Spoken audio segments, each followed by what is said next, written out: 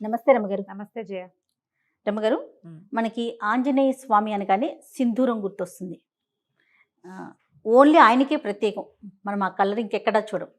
ఆంజనేయ స్వామికి సింధూరానికి ఉన్న సంబంధం ఏంటండి? కరెక్ట్గా నాకు మీ శారీ కలర్ ఇంచుమించుగా అదే అనిపిస్తుంది. సింధూరపు రంగు. ఈ గంధ సింధూరాన్ని స్వామికి, ఆంజనేయ స్వామికి సమర్పిస్తారు. చాలా ప్రత్యేకమైన సేవ. ఆయన దేవాలయాల్లో అది ఇస్తారు, అది పెట్టుకుంటాం, అది వదలదు. అవును, దేవాలయంలో ఓ పక్కన అద్దం పెడతారు, అద్దం దగ్గర అంతా అవే మరకలు కనపడుతుంటాయి, వేలు నుంచి వదిలిపెట్టదు. నూనె వేసి రంగరిస్తారు, నువ్వుల నూనెతో రంగరిస్తారు. దీనికి పురాతన కాలం అంటే మనకు తెలిసి మన తాతల నాటి నుంచి కూడా ఆంజనేయ స్వామికి సింధూరానికి ఏమైనా సంబంధం ఉంది. ముందు కాలంలో ఏం చేసేవారో తెలియజేయ. అసలు ద్వాపర యుగంలో ఆంజనేయ స్వామికి ఏదైనా పూజ చేశారు అనే పాయింట్లు కూడా మనం వినం. మహాభారతమే కదా మనకి ద్వాపర యుగంలో ప్రమాణం. మహాభారతంలో కానీ భాగవతంలో కానీ ఆంజనేయ స్వామిని పూజించిన ప్రస్తావన రాదు. ఒకే ఒకసారి ఎక్కడొస్తుంది, ఈయన సౌగంధికాపహరణం కోసం వెళ్తాడు భీముడు. అప్పుడు ఆయనకి ఆ గంధమాదన పర్వతం మీద ఈ ఆంజనేయ స్వామి కనిపిస్తారు.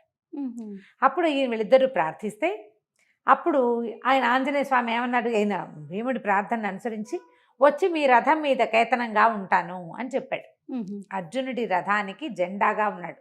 జెండాపై కపిరాజు పద్యాలే ఉన్నాయి. అవును, ఆ కపిరాజు యుద్ధంలోనే కాకుండా వీళ్ళు మన విరాట పర్వంలో అర్జునుడు బృహన్నల వేషం నుంచి అర్జునుడి రూపంలోకి వస్తాడు కదా, అప్పుడు వచ్చి బృహత్ కపి వచ్చి కూర్చున్నాడు రథం మీద అని చెప్తారు మహాభారతంలో. కపి వచ్చేసాడట, ఆంజనేయ స్వామి వచ్చి యుద్ధం అనగానే అర్జునుడి రథం మీద ఉండాలి, వచ్చి కూర్చున్నాడు అని చెప్తారు. అవి తప్ప ఆంజనేయ స్వామి సేవా కాలాలు మనం అసలు చూడం. కానీ మనకి కలియుగంలో మన ముందు తాత ముత్తాతల నాటి నుంచి ఆంజనేయ స్వామిని సేవించడం ఉంది. కాలక్రమంగా రకరకాల కథలు వెలుగులోకి వచ్చాయి. పరాశర సంహితలో ఒక ప్రత్యేకమైన కథనని చెప్తారు ఆంజనేయ స్వామి సింధూరము కాంబినేషన్ మీద. ఎందుకు వీళ్ళిద్దరికీ ఈ సంబంధం ఉంది అని. మన రావణ వధ అనంతరం పట్టాభిషేకం జరిగింది సీతారాములతో పాటు. ఆంజనేయ స్వామి కూడా వీళ్ళంతా వచ్చారు. ఓకే, ఆంజనేయ స్వామి, సుగ్రీవుడు, తార, అంగదుడు, రుమ వాళ్ళే కాకుండా మళ్ళీ విభీషణుడు, జాంబవంతుడు అంతా కూడా శ్రీరామ పట్టాభిషేకం చూడడానికి ఇక్కడికి అయోధ్యకి తరలి వచ్చారు. చాలా కాలం ఆంజనేయ స్వామి సీతారాముల సేవలోనే ఉన్నాడట. అయితే ఒకనాడు ఆయన వచ్చేసరికల్లా సీతాదేవి సింధూరం పెట్టుకుంటాడు, బొట్టు పెట్టుకుంటుంది. అప్పుడు పాపిట్లో బొట్టు, సీమంతంలో బొట్టు పెట్టుకోవటం మన విధానం కదా. అంటే ఇప్పుడు మనం రామాయణ కథ అంతా నార్త్ ఇండియా కథగా మనం చెప్పుకుంటాం. వాళ్ళకి పాపిట సింధూరం చాలా ముఖ్యం ఆ ప్రాంతం వారికి.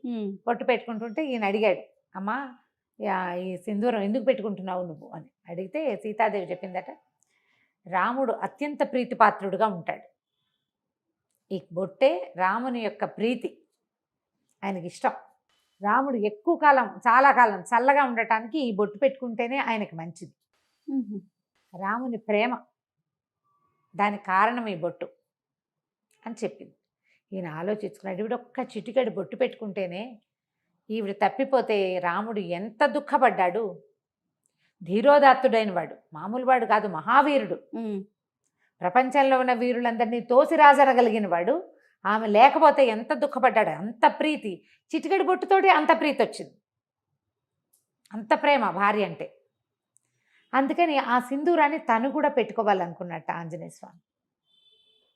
రాముని ప్రేమ దాన్ని గెలవటం, రాముడు ఎంతో కాలం చల్లగా ఉండటం కోసం రెండు చెప్పింది కదా. అవును, ఆయన ఎప్పటికీ గెలుపొందుతూనే ఉండాలి రాముడు అంటే, మనం కూడా పెట్టుకోవాలనుకున్నాడు. పెట్టుకోవాలనుకుని ఈయన ఏం చేశాడు, సరే అట్లా వెళ్ళి సింధూరాన్ని తెచ్చుకున్నాడు. ఈయనకి కపి కదా, ముఖమంతా వెంట్రుకలు ఉంటాయి. సీతాదేవి పెట్టుకున్నట్టుగానే పాపిటి పెట్టుకోవడానికి ప్రయత్నం చేశాడు, కుదరలా. ఇదంతా హెయిర్ ఉంటుంది, కుదరలేదు. సరే ఏమనుకున్నాడు, ఎట్లా రాలిపోతుంది ఇది, ఆవిడ పెట్టుకుంటే ఉందే, నేను పెట్టుకుంటే ఎందుకు లేదు, రాలకుండా ఉండాలంటే ఏం చేయాలని నువ్వుల నూనె కలిపాడట. అందులో కలిపిన తర్వాత ముఖం మీద పెట్టుకున్నాడు, నుదుటి మీద పెట్టుకున్నాక ఆయనకు అనిపించింది, ఒక్క చిటికెడు ధరిస్తేనే సీతాదేవి అంటే ఆయనకి పంచప్రాణాలు కదా, శరీరం అంతా ధరిస్తే రాముడికి ఇంకా ప్రీతిపాత్రుడిని అవుతాను నేను అనిపించింది. మొత్తం సింధూరాన్ని ఒళ్ళంతా అలదుకున్నాడు. ఆ స్వరూపంతో రాముడికి కనపడడానికి సభాస్థలికి వెళ్ళాడు. వెళ్ళేసరికల్లా అందరూ నవ్వారు చూసేవాళ్ళంతా. సభలో ఎంతమంది ఉన్నారు, అయోధ్యాపుర వాసులంతా ఉంటారు, ఇంకా సామంతులు వాళ్ళు వీళ్ళు చాలా మంది ఉన్నారు, ఈయన సంబంధించిన వాళ్ళు కూడా, ఆంజనేయుడికి సంబంధించిన జనం కూడా చాలా మంది ఉన్నారు. ఏమిటి వేషం హనుమ అని రాముల వారు అడిగితే అప్పుడు ఏం చెప్పాడంటే, చిటికెడు సింధూరం సీతాదేవి ధరిస్తేనే ఆమె నీకు అత్యంత ప్రీతిపాత్రాలైంది కదా, అందుకని నీ ప్రీతిని పొందడానికి నేను ఈ సింధూరం పట్టించుకున్నాను స్వామి అని చెప్పాడు. ఆ మాటకి చాలా సంతోషించాడట శ్రీరాముడు. ఎవరైతే ఆంజనేయుడికి సింధూరం పెడతాడో వాడు నాకు అత్యంత ప్రీతిపాత్రుడు. ఏ ఇంట్లో ఆంజనేయుడికి సింధూరాన్ని ఇస్తారో వాళ్ళ ఇంట్లో నేను ఉంటాను. రాముడు మనతోటి ఉంటే ఏమిటి తక్కువేమి మనకు, రాముడు ఒక్కడుండు వరకు అన్నారు త్యాగరాజు. ఆయన ఉంటే ఏమీ తక్కువ లేదు, అన్నీ ఉన్నట్టే, సర్వం ఉన్నట్టే, భగవంతుడు మనతోటి ఉండటం. దాంతో అప్పటి నుంచి ఆంజనేయ స్వామికి సింధూరం ఇవ్వటం ఒక పద్ధతిగా మారింది. ఆయనకి సింధూరం ఎక్కించడం అనేది ఒక సేవ ఉంటుంది. మంగళవారాలు కొన్ని దేవాలయాల్లో స్వామికి సింధూరం మొత్తం పట్టిస్తారు. ఏవైనా ఆర్థిక సమస్యల్లో ఉన్నవాళ్ళు, ఒక తెలియని కారణాలతోటి ఇబ్బంది పడతారు, అంతా వ్యాపారం నడుస్తుంటుంది, ఏవో ఇబ్బందులు వస్తాయి, పిల్లలు పెళ్ళిళ్ళు కుదురుతాయి, ఏవో ప్రాబ్లమ్స్ వస్తాయి, అన్నీ బాగానే ఉంటుంది, ఏమిటో ఇబ్బంది, తెలియని కారణాలు ఉంటాయి వాటికి. అవి తీరటానికి సింధూరం ఎక్కించాలంటారు. అవి ఎక్కించడానికి ఏం చేస్తారంటే ఒట్టిగా పొడి సింధూరం కాకుండా దాంట్లో నువ్వుల నూనె కలుపుతారు. నూనె కలిపిన సింధూరం ఇంకా వదిలిపెట్టదు, అందుకే అది జిగురు. అవునవును, జిగురుగా ఉంటుంది కదా.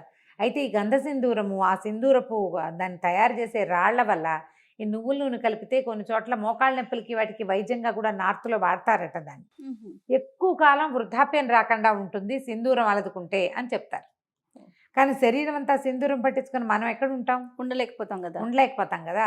కనీసం సంవత్సరానికి ఒకసారైనా ఆంజనేయ స్వామికి ఈ సేవ జరిపిన వాళ్ళు అకాల మృత్యువు దరిచేరదు వాళ్ళని. ఏడాదికి ఒక్కసారి మనమే స్వయంగా అలంకరించగలిగితే మంచిది, అవకాశం ఉంటే. లేదా దేవాలయాల్లో ఈ సింధూరం ఎక్కించే సేవ కనుక చేయిస్తే ఇక మృత్యువు రాదని చెప్పం మనం. అకాల మృత్యు 50కి 30కి 40కి ఇంకా బాధ్యతలు ఉండగా, అమ్మా నాన్న బతికుండగానే పిల్లలు మరణించడం, అలాంటివి 95 ఏళ్ళ అమ్మా నాన్నలు ఉంటే 70 కూడా రాని కుమారులు మరణించడం, 60లో కుమారులు 90లో అమ్మా నాన్న, పెద్దవాళ్ళిద్దరు ముదిబగ్గులు వాళ్ళు బతికి జీవించే ఉంటారు పాపం. ఈ 60 ఏళ్ళు వచ్చిన వాళ్ళు యంగ్గా యాక్టివ్గా ఉన్న వాళ్ళు చిటుక్కుని వెళ్ళిపోతారు. ఈ కష్టం రాకుండా ఉంటుంది. ఆంజనేయుడికి సింధూర సేవ అంత మంచిది. వీళ్ళతోటి రాముడు ఉంటాడు. మామూలుగా మనం ఏం చెప్తాం, సహస్రనామాలకు తుల్యమైంది రామనామం. అదే కదా, శ్రీరామ రామ రామేతి రమే రామే మనోరమే సహస్రనామ తత్తుల్యం రామనామ వరానని. ఒక్క రాముడనే నామమే 1000 నామాలకి సరిపోతుంది. ఇంతకీ ఈ 1000 నామాలు ఏమిటి? 1000 రామనామాలు కాదు, 1000 వేరు నామాలు. విష్ణువు యొక్క అనంత శక్తిమయాలైన 1000 పేర్లకి ఒక్క రాముడనే పేరు కరెక్ట్ మ్యాచింగ్, దానికి తుల్యమైనది. అలాంటి రాముడు మన పక్కన ఉంటాడు. అందుకని ఆంజనేయ స్వామికి ఈ సింధూరం ఎక్కించడం ఒక పద్ధతిగా మారింది. మనం ఇటీవల కాలం మనకు దగ్గరలో కూడా ఆంజనేయ స్వామికి ఏముంది, ఆయన ప్రతి వీధికి సందుకి దేవాలయాలు ఉంటాయి. అవును, ఫలానా చోటే సింధూరం ఎక్కించాలి అని పెట్టుకోకుండా ఎక్కడ కుదిరితే అక్కడ తమలపాకులతో సేవ చేయించడం. తమలపాకులు ఆకుపూజ చేస్తారు కదా, ఆయన ప్రీతి. తర్వాత ఈ సింధూర సేవ, ఇది కనుక చేయిస్తే చాలా విశేషమైన ఫలితం లభిస్తుంది. తప్పకుండా. నమస్తే. నమస్తే.